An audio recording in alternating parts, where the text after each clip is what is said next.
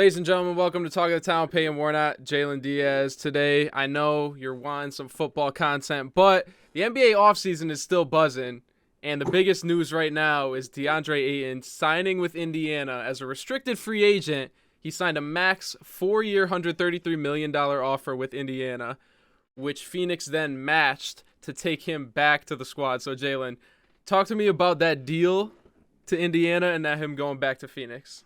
So my whole thought process with that was like, why Indiana out of all places? Because when it first happened, that was a Woj bomb, and I had to sit back and think about everything that went down, especially the past 2 years with the Phoenix Suns, considering that they were a championship contenders and they should have probably won the championship 2 seasons ago. But the fact that he, as an all-star center, who considerably could be the best player on his team, decided to go to Indiana Pacers, to sign with them, to attempt to sign with them on that type of deal when he couldn't get it done with the Suns, kind of made me think and ponder, like, does this man want to win or does he want to get paid? You decided to say, hey, I'm going to go sign to the Pacers, who hasn't been relevant since PG 24.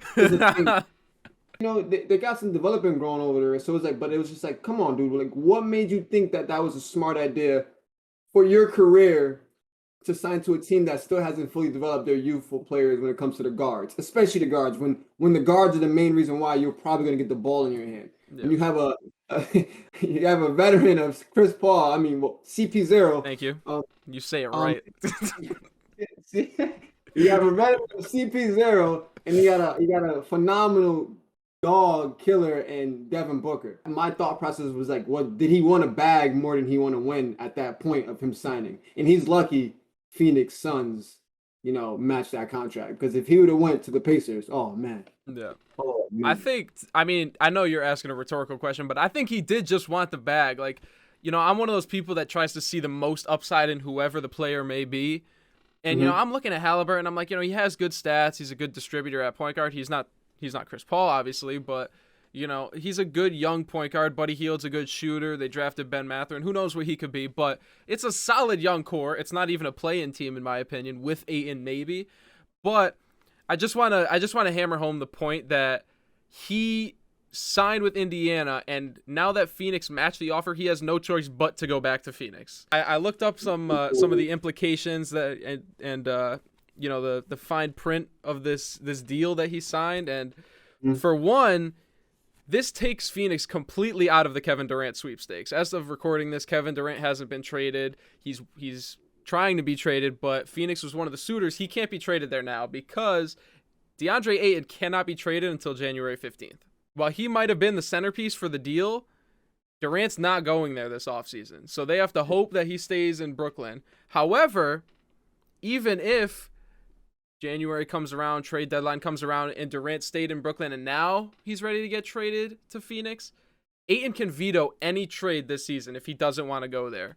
So he does hold the cards for a trade, because not only can he not be traded until January 15th, he can say no to any trade. They want to ship him off to OKC and play with a bunch of 20-year-olds that are tanking on purpose. He say, hell no, I don't have to do that. I'm not going there. So this takes out Kevin Durant to the Suns almost indefinitely. There's little to no chance of him going to Phoenix. But also, this is very interesting. He can't get traded to Indiana now. So the team that he wanted to go to originally, the team that he signed a contract with, he now cannot play for. So my question now is, now that you hear that he can't go to Indiana, how is that fair to Indiana? It's not fair to Indiana at all, because obviously that's who they wanted. They gave him that money for a reason. They were willing to give up that money because they know the worth of type of player that DeAndre Ayton is. That is, it's crazy that he can't even get traded to them, even if they wanted to trade him in mid-season, like you said, up until that January 15th. That's quite interesting, honestly. So just not only did they want him and now they can't get him via trade or via signing, but they prepared to give him the max, and they gave him away now for nothing. They just got him stolen for nothing. So to add on to that, they waived 3 different players to free up space for Ayton. Gave away 3 players to free agency in preparation of Ayton landing there. And now they're out 3 players and they're out Ayton. Plus, you got to think, I mean, I'm no Woj, I don't have sources in the Pacers, but you got to think this doesn't help the relationship with their current center, Miles Turner, who has been on the trade block the whole time, and now all of a sudden they're like, oh yeah, you're not good enough, we're going to give a bag to DeAndre Ayton instead. Oh shit, wait, now we're stuck with you, never mind, we love you still. No, so like, he's got 1 year left on his deal, like, he's going to want out too now. Like, they just ruined their relationship with their starting center. This does bring me to my last question, which is interesting. It's going to make you think a little bit, and I want the comments to answer this as well. So just to think of it from this perspective, Phoenix did not offer a max contract to Ayton. It was rumors that they were lowballing him. They couldn't reach an agreement all season. The whole season, there were negotiations, and they couldn't reach an agreement. They wanted to take a sign-and-trade. They would have taken the sign-and-trade to send him to Indiana. So my question is, did Ayton even want to go to Indiana? Did he know that they would match because they wanted somebody in return? So he basically just finessed them into giving him a max. Is that what DeAndre Ayton did? He said, oh, you want to sign and trade, huh? You want something in return? What if I don't give you the opportunity to sign and trade? What if I go to Indiana? Then what are you going to do?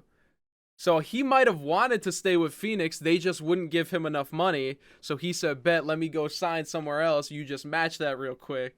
And now I'm going to get my bag and stay with a good team. Is there a chance that's what went through Ayton's mind?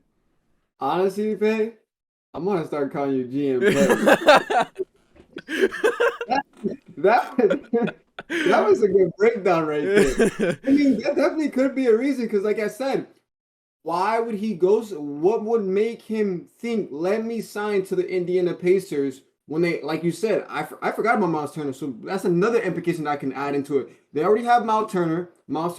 They have a bunch of young players that are still developing. What made him think, saying, I'm going to go to Indiana when I don't even have a chance of making it past the play-in, honestly.